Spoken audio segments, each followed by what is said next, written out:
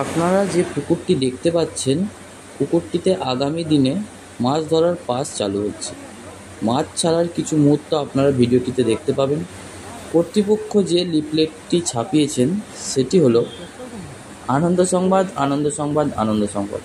মৎস্য শিকারীদের জন্য আগ্রাদহ ঠাকুরপুকুরে পাস খোলা হচ্ছে। আগামী 29শে ভাদ্র রবিবার থেকে শুরু। সপ্তাহে 3 দিন পাস চালু থাকবে। রবিবার 29/5/31, মঙ্গলবার 31/5/31, বৃহস্পতিবার 2/6/31। পাসের হার 5,000 টাকা।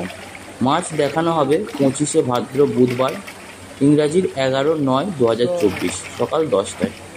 পুকুর পাড়ে আপনাদের সহযোগিতা একান্ত কাম্য। 1,000 টাকা দিয়ে সিট বুকিং করতে হবে। পুকুরে কেমন মাছ আছে তা খোঁজ খবর নিয়ে সিট বুকিং করুন। আগে আসার ভিত্তিতে সিট বুকিং নেওয়া হবে এবং বুকিং নেওয়া হচ্ছে। প্রতি সিটে 4 গাছা ছিপ ফেলার পাস থাকবে। টোপের কোনো বিধিনিষেধ নেই। ভাষা ফাতা, অ্যান্টেনা, টুপি, ঝুপি বিশেষভাবে নিষিদ্ধ।